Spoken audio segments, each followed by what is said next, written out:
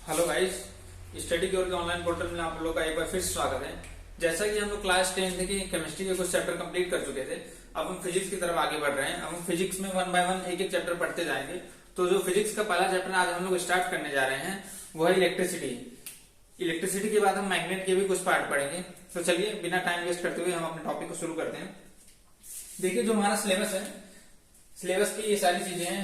पहला टॉपिक है electrostatic and electric current, दूसरा टॉपिक है electric circuit and circuit diagram, तीसरा है electric potential and potential difference. उसके बाद हम लोग ओम्स लॉ को कवर करेंगे, फिर इलेक्ट्रिक रेजिस्टेंस एंड रेजिस्टिविटी क्या होती है ये देखेंगे, फिर कॉम्बिनेशन ऑफ रजिस्टर देखेंगे, मतलब कॉम्बिनेशन ऑफ रजिस्टर, इसका दो कॉम्बिनेशन होता है, सीरीज और पैरेलल, हम ये पढ़ेंगे। उसके बाद हम इलेक्ट्रिक पावर की बात करेंगे।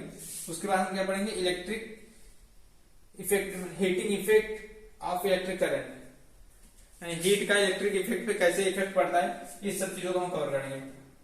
देखिए, इलेक्ट्रिसिटी को हिंदी में हम वैद्युत बोलते हैं। ये हमारे फिजिक्स का बहुत ही इंपॉर्टेंट चैप्टर है एग्जाम पॉइंट ऑफ व्यू से, और वनडे एग्जाम में इस चैप्टर से बहुत ज्यादा क्वेश्चन पूछे जाते हैं, और 10th और 12th के पॉइंट ऑफ व्यू से भी ये चैप्टर बहुत ज्यादा इंपॉर्टेंट है। तो देखिए, सबसे पहले हम शुरू करते हैं ये topic, electrostatic and electric current. देखिए, इलेक्ट्रोस्टैटिक का मतलब क्या होता है, इलेक्ट्रो का मतलब क्या होता है इलेक्ट्रॉन, स्टैटिक का मतलब क्या होता है स्थिर। ठीक है, इलेक्ट्रोस्टैटिक यानी कि चार्ज का ऐसा समूह जहां पे कोई मूवमेंट ना हो, यानी कि चार्ज का ऐसा समूह जहां पे कोई मूवमेंट ना हो। जैसे कि आप लोग, जैसे मैं ये मार्कर लिया हूं, मार्कर को क्या करूं, मैं अपने हाथ पे ऐसे रगड़ूं, ठीक है, फिर रगड़ने के बाद क्या होगा, मेरे शरीर में भी कुछ चार्ज होंगे, मेरे शरीर के कुछ चार्ज के पार्टिकल ट्रांसफर होकर यहाँ पे आ जाएंगे इस मार्कर के ऊपर। ठीक है, फिर क्या करूं, मैं कागज के टुकड़ों को अगर इसके पास ले जाऊं तो क्या होगा, वो उससे अट्रैक्ट होंगे। तो ये किसका एग्जाम्पल हो गया, इलेक्ट्रोस्टैटिक का एग्जाम्पल हो गया। मतलब कि कहानी का मतलब क्या है, यहाँ पे कोई ऐसा एक पर्टिकुलर सर्किट नहीं बना है, कोई पर्टिकुलर सर्किट नहीं है। जैसे कि आपने बचपन में बहुत सारे एग्जांपल देखे होंगे, जैसे अगर आप अपने पेन को जिससे लिख रहे हैं या फिर कंघी को लेके बाल में रगड़े, फिर उसके बाद कंघी को कागज के टुकड़ों को पास ले जाए तो कागज के टुकड़े कंघी की तरफ अट्रैक्ट होते हैं। ठीक है, तो ये सब क्या हो जाता है, इलेक्ट्रोस्टैटिक के एग्जाम्पल हो जाते हैं। यहाँ पे क्या हो रहा है, मतलब कि चार्ज का तो ट्रांसफर आप जैसे एक प्रकार से नहीं बोल सकते, जैसे कि वैसे तो क्या होता है इलेक्ट्रिक सर्किट में, ये कोई वायर होता है, यहाँ पे ऐसे इलेक्ट्रॉन का ट्रांसफर होता है एक साइड से दूसरी साइड से। लेकिन इलेक्ट्रोस्टैटिक में क्या होता है, वहां पे चार्ज स्थिर होता है, चार्ज एक जगह से दूसरी जगह जाता है। कहने का मतलब ये है। उसके बाद इलेक्ट्रिक करंट क्या होता है, ये देख लीजिए। देखिए, इलेक्ट्रिक करंट का मतलब ये होता है कि जहां पे चार्ज क्या हो, ट्रांसफर हो, वो इलेक्ट्रिक करंट हो जाता है। जैसे मैं बोलूं, आप कोई ये ले लीजिए, कोई वायर ले लीजिए या फिर कोई भी सिस्टम ले लीजिए जहां पे क्या हो, चार्ज यानी आगे से क्या हो, एक साइड से दूसरे साइड चार्ज का समूह ऐसे ट्रांसफर हो। ठीक है, तो ये क्या हो जाएगा, ये सिस्टम आपका इलेक्ट्रिक करंट हो जाएगा, जहां पे क्या हो, चार्ज का पूरा सिस्टम ऐसे ट्रांसफर हो। अब देखिए, आप फॉर्मूला ऐसे भी बना सकते हैं, I इक्वल टू क्या होता है, Q/T। ठीक है, ये तो फॉर्मूला है। अगर आप कोई कभी भी डेफिनेशन बना रहे हैं तो आप डेफिनेशन बना सकते हैं, इसके बहुत तरीके हैं। कहने का मतलब क्या है, एक सेकेंड में टी को क्या मान लीजिए, मतलब एक मान लीजिए, टी इक्वल टू क्या आप मान लेंगे, एक सेकेंड। एक सेकेंड में जो फ्लो होने वाला चार्ज है वही क्या है, इलेक्ट्रिक करंट है। एक सेकेंड में फ्लो होने, एक सेकेंड में क्या है, फ्लो होने वाला चार्ज है वो इलेक्ट्रिक करंट हो जाएगा। तो यह आई बराबर क्यों नहीं हो जाएगा, जब हम टाइम को एक मान लेंगे। ठीक है, तो एक सेकेंड में फ्लो होने वाला चार्ज इलेक्ट्रिक करंट है। आप ऐसे भी बना सकते हैं। What is unit of electric current, electric current की यूनिट क्या होती है, एम्पियर।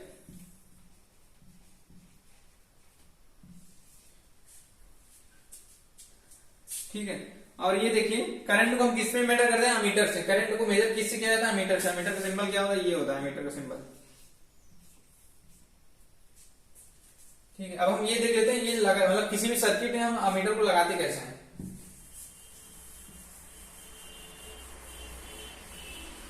और साथ ही साथ हम ये भी कवर कर लेंगे electric circuit and circuit diagram. देखिए, इलेक्ट्रिक सर्किट क्या होता है, इलेक्ट्रिक सर्किट यानी कि सर्किट का कोई एक कॉम्बिनेशन हो। ठीक है, जैसे कि यहाँ पे फैन लगाया है जहां मैं पढ़ा रहा हूं, उसके बाद लाइट जल रही है, तो यहाँ पे क्या हुआ होगा, कोई एक कॉम्बिनेशन बनाया गया होगा। सर्किट का कॉम्बिनेशन बनाओगे तभी ये सारी चीजें चल रही हैं, हमारा तभी सिस्टम कोई चल रहा है। जैसे मैं आपसे बोलूं कोई मैं इलेक्ट्रिक सर्किट बना रहा हूं, जैसे ये क्या है, रेजिस्टेंस है, यहां पे क्या कर दिया हमने, कोई बल्ब लगा दिया,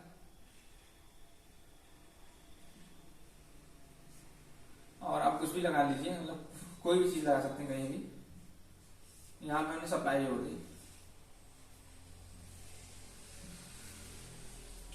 मतलब ये एक प्रकार का सर्किट बन गया। इसका रेजिस्टेंस आर ले लीजिए, आप आर से दिखा दीजिए, ठीक है, ये हमारी सप्लाई है।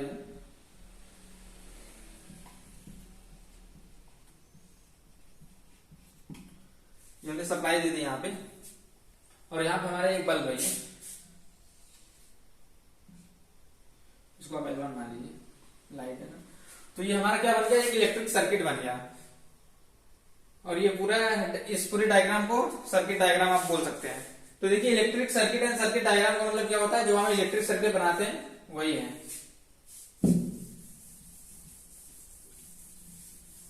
अब देखिए आगे हम देखते हैं और कुछ चीजों को। जैसे मेरा कहने का मतलब क्या है, इलेक्ट्रिक करंट को मेजर कैसे करते हैं, एम्पियर में, ठीक है, एम्पियर में मेजर किया जाता है, और जो मेजर करने का इंस्ट्रूमेंट होता है उसे बोलते हैं एम्पियर मीटर।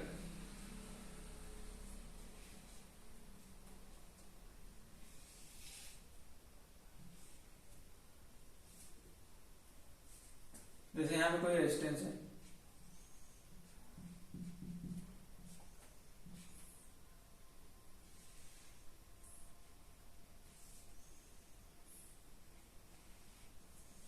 यहां पे हम सप्लाई जोड़ दे रहे हैं,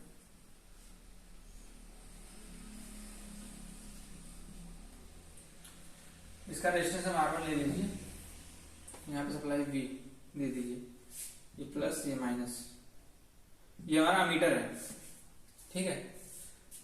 करंट को किसमें मेजर करते हैं, अमीटर में। देखिए करंट मेजर करने के दो इंस्ट्रूमेंट होते हैं, पहला क्या होता है अमीटर,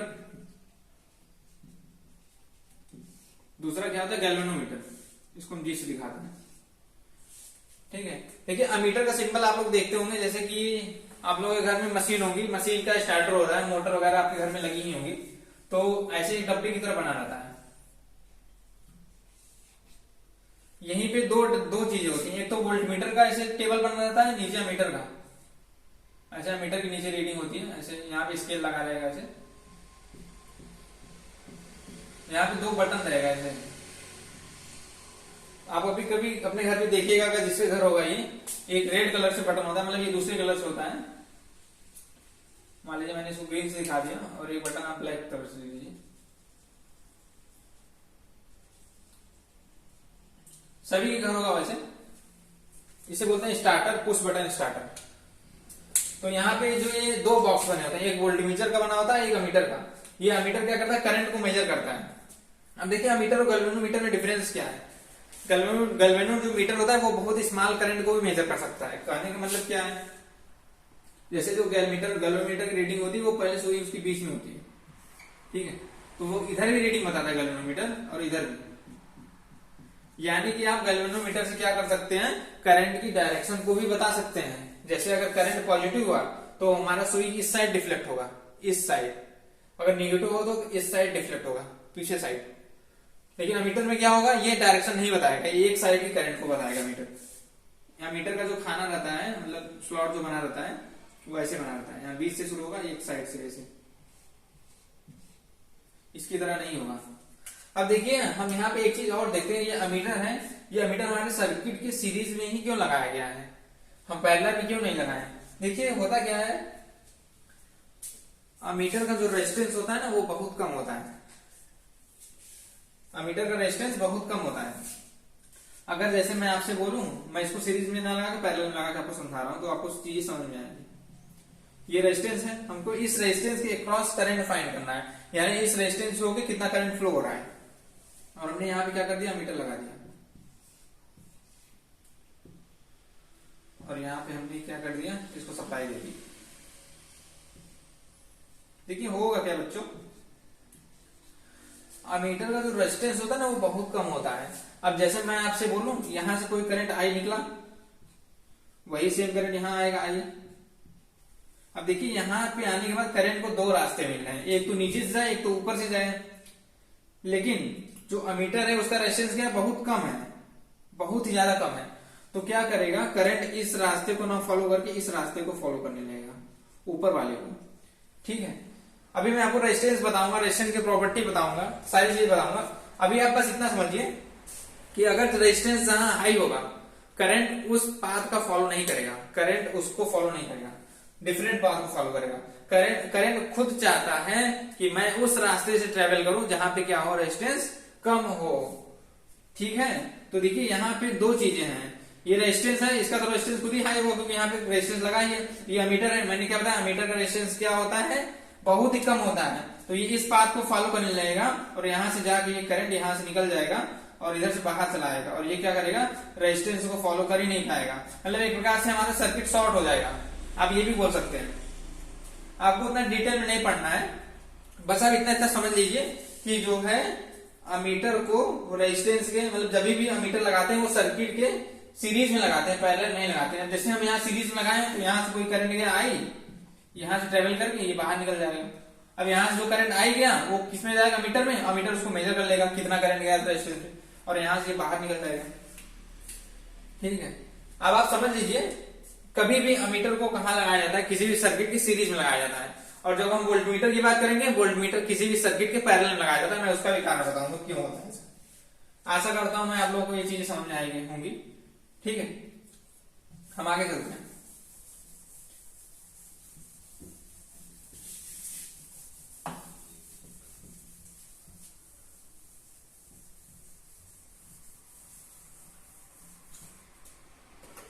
इलेक्ट्रिक चार्ज क्या होता है, इलेक्ट्रिक चार्ज यानी विद्युत आवेश बोलते हैं। देखिए इलेक्ट्रिक चार्ज जो होता है ना वो दो टाइप का होता है। ठीक है, एक पॉजिटिव चार्ज, एक नेगेटिव चार्ज।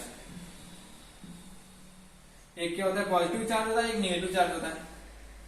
चार्ज की प्रॉपर्टी होती है, मतलब एक प्लस चार्ज होता है, एक माइनस चार्ज होता है। ये तो नॉर्मल सी बात है, सभी को पता है। प्लस और प्लस में क्या होता है, रिपल्सन होता है। माइनस माइनस में भी क्या होगा, रिपल्सन होगा, एक दूसरे से दूर भागेंगे। अगर प्लस और माइनस अगर हैं तो ये क्या करेंगे, तो एक दूसरे को अट्रैक्ट करेंगे, ये एक दूसरे के पास आना चाहेंगे। लेकिन अगर प्लस प्लस है तो एक दूसरे से अपोज करेंगे, दूर भागेंगे। देखिए आप इलेक्ट्रिकल को मैग्नेट से रिलेट करके पढ़ेंगे तो आपको मैग्नेट भी बहुत जल्दी समझ में आएगा। जैसे मैं अभी इलेक्ट्रिकल पढ़ा रहा हूँ, हमारा जो अगला चैप्टर होगा वो मैग्नेट होगा। तो कहने का मतलब क्या है, इलेक्ट्रिकल और मैग्नेट दोनों डिफरेंट नहीं है, मतलब दोनों डिफरेंट चीजें नहीं है। जहां इलेक्ट्रिकल है वहां मैग्नेट अपने आप आता है। मैं आपको बताऊंगा सारी चीजें। जैसे मैं आपसे बोलूं, अगर आप ये कोई कंडक्टर ले लिए, कोई वायर ले लिए ना, अगर इसमें आप आई करंट फ्लो करा रहे हैं, इसके चारों साइड अपने आप मैग्नेटिक फील्ड का एरिया आ जाता है, कुछ चारों साइड कुछ न कुछ मैग्नेट आ ही जाता है। ये आगे की बात है, अभी आप कंफ्यूज हो जाएंगे, मैं आपको मैग्नेट चैप्टर में बताऊंगा। तो ये क्या है, लाइक चार्जेस। लाइक चार्जेस हैं यानी समान चार्जेस हैं, तो उनमें क्या होगा, रिपल्सन होगा। अगर क्या है, अपोजिट है, प्लस और माइनस है, एक प्लस और एक माइनस है, तो क्या होगा, अट्रैक्शन होगा।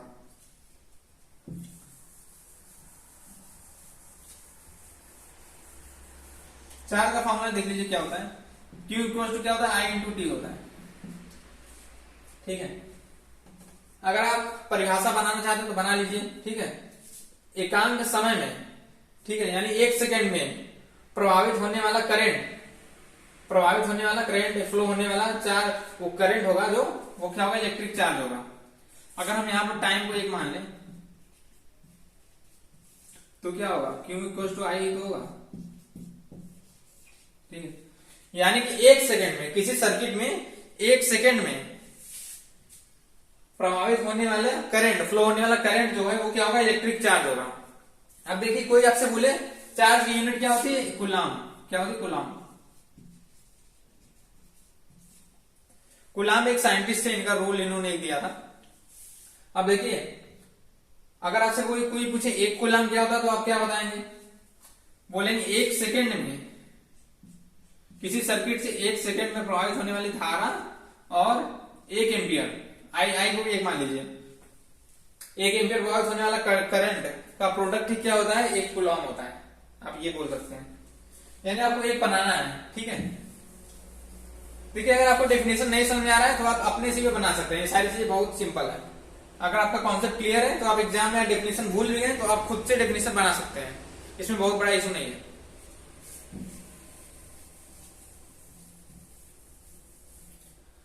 पढ़ते हैं इलेक्ट्रिक पोटेंशियल। इलेक्ट्रिक पोटेंशियल क्या होता है?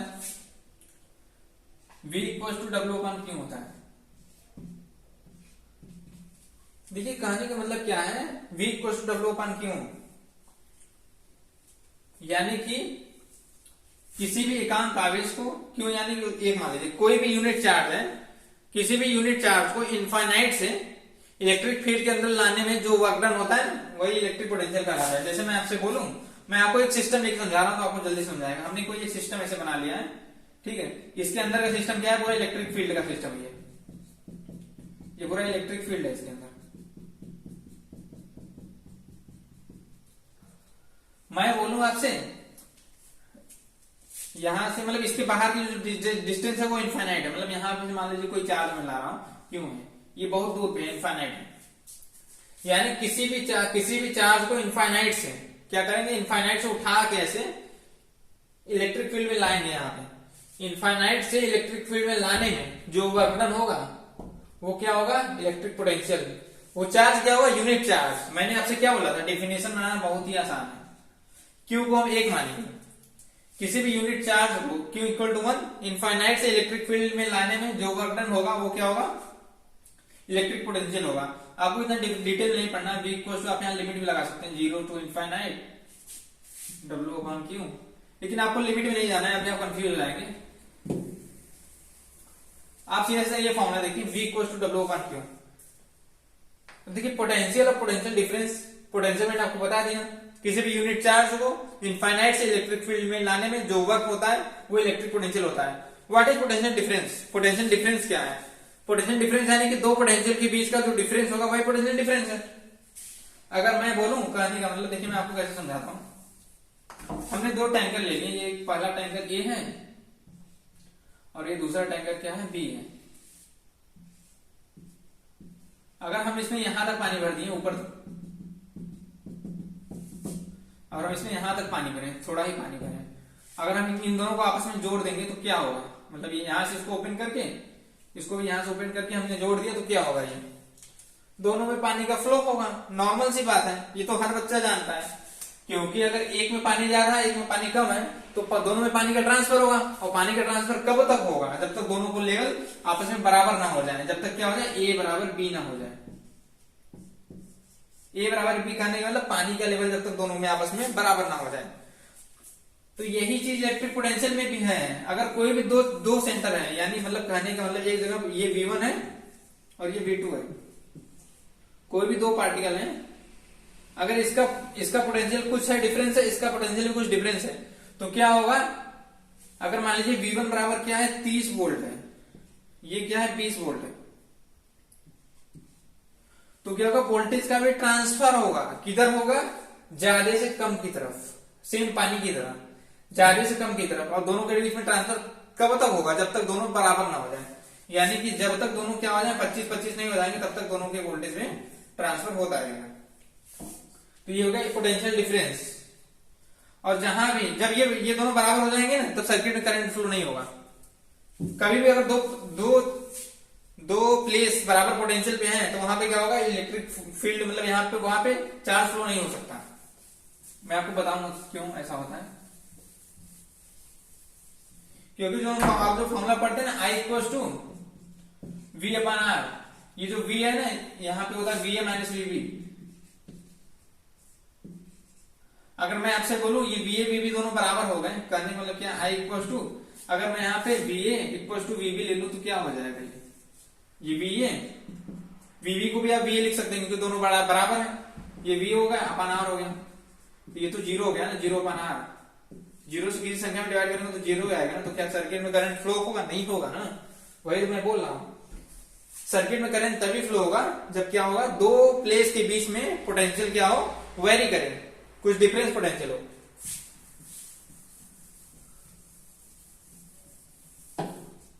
पोटेंशियल को किसमें मेजर करते हैं आप, वोल्ट में।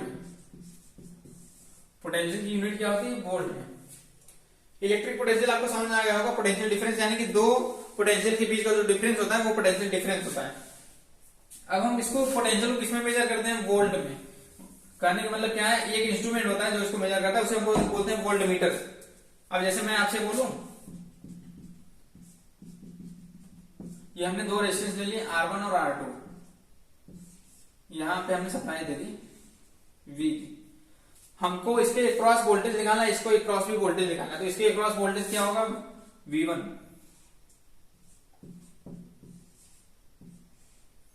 इसके अक्रॉस क्या होगा V2।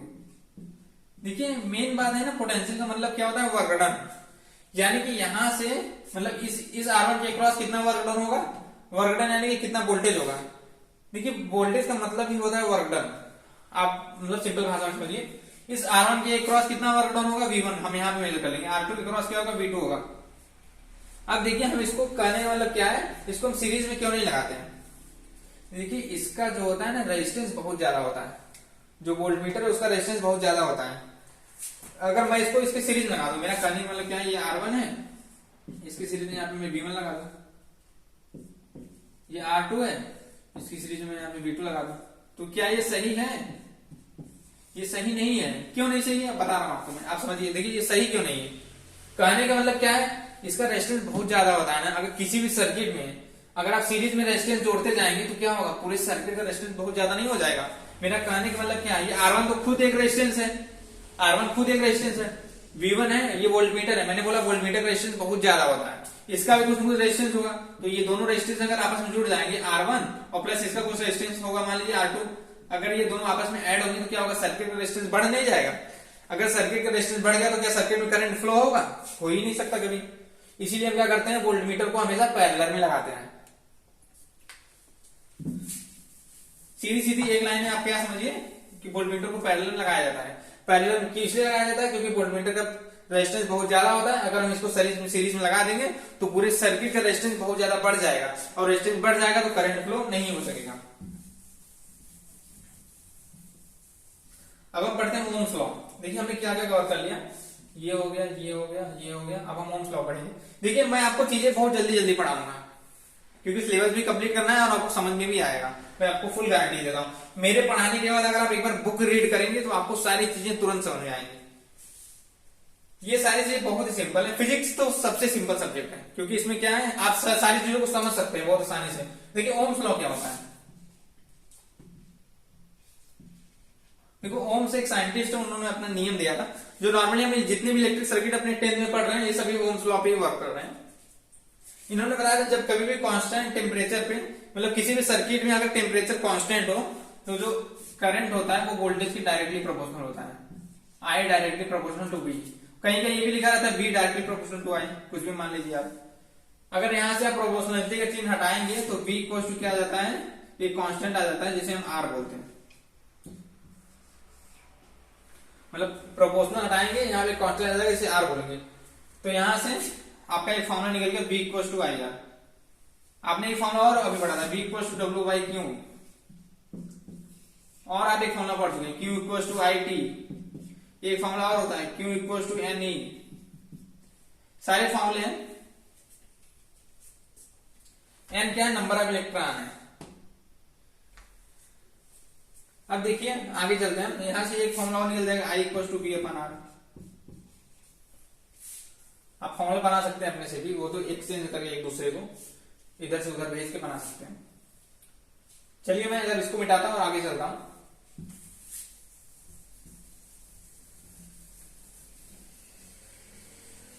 अब देखिए इलेक्ट्रिक रेजिस्टेंस एंड रेजिस्टिविटी क्या होती है।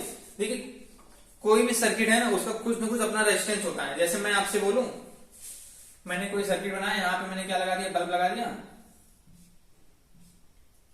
और यहां पे भी आप कुछ भी लगा दीजिए, यहां पे मीटर लगा दीजिए, और यहाँ पे आप सप्लाई दे दीजिए। तो क्या होगा बच्चा, ये पे ना मतलब कहने का मतलब क्या है, ये V है, ये प्लस है, ये माइनस है। इस बल्ब का भी अपना कुछ न कुछ रेजिस्टेंस होगा, इस अमीटर का भी अपना कुछ न कुछ रेजिस्टेंस है, भले ही कम है लेकिन कुछ ना कुछ जरूर होगा। तो यही है इलेक्ट्रिक रेजिस्टेंस। रेजिस्टेंस का काम क्या होता है, करंट को अपोज करना, करंट का विरोध करता है। अब देखिए रेजिस्टेंस और रेजिस्टिविटी हमारा अगला टॉपिक है। रेजिस्टेंस, ये फॉर्मूला रेजिस्टेंस का ये होता है R equal to rho L by A। अब देखिए रेजिस्टेंस डिपेंड किस पे करता है। मान लीजिए कोई भी कंडक्टर है,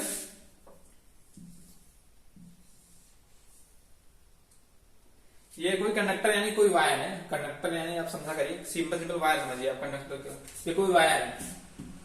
अगर आप वायर की लंबाई बढ़ाएंगे ना तो क्या होगा, वायर का रेजिस्टेंस बढ़ेगा।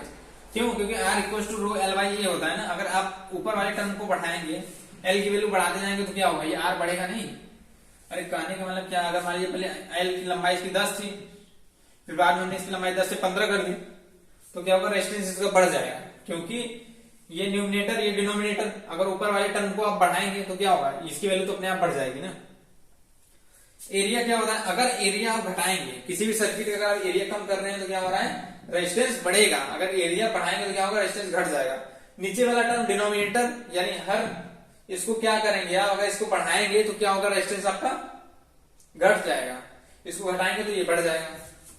और ये रो क्या है, सॉरी रो का मतलब क्या होता है, ये रेजिस्टिविटी है। अब ये रेजिस्टिविटी क्या है, रेजिस्टिविटी की यानी कि ये मटेरियल पे डिपेंड करता है, जैसे ये किस मटेरियल का बना है। जैसे मैं आपसे बोलूं जितने भी एलॉय होते हैं, एलॉय इनकी रेजिस्टिविटी हाई होती है। जैसे मैं बोलूं आपसे कॉपर हो गया और ये चांदी हो गई Ag, तो इसमें किसका रेजिस्टेंस हाई होगा, कॉपर का रेजिस्टेंस हाई होगा, चांदी का रेजिस्टेंस बहुत कम होता है। इसलिए क्या होता है, चांदी क्या होता है, सबसे ज्यादा गुड कंडक्टर है। क्यों है, क्योंकि इसका रेजिस्टेंस सबसे कम है चांदी का। अब देखिए मतलब रो पे भी डिपेंड करता है। अब देखिए मेरा कहने का मतलब क्या था, मैं ये मिटाता हूं फिर आपको समझाता हूं। अगर मैं कोई दो बराबर लेंथ की दो वायर लेता हूं, एक 10 सेंटीमीटर की, ये भी 10 सेंटीमीटर,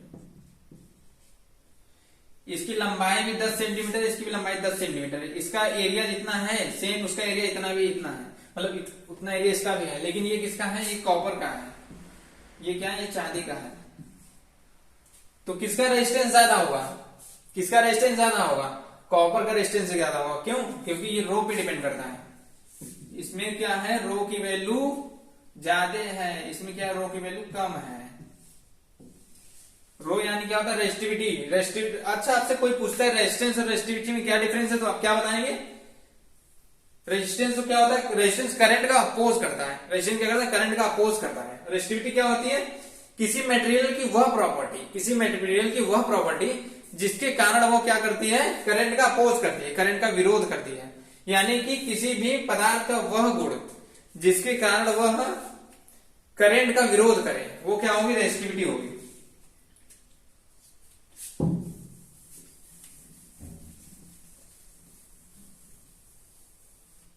हाँ ये तो अब मैंने आपको फंडा समझाया दिया, R equal to rho L by A area होता है, L क्या है, लेंथ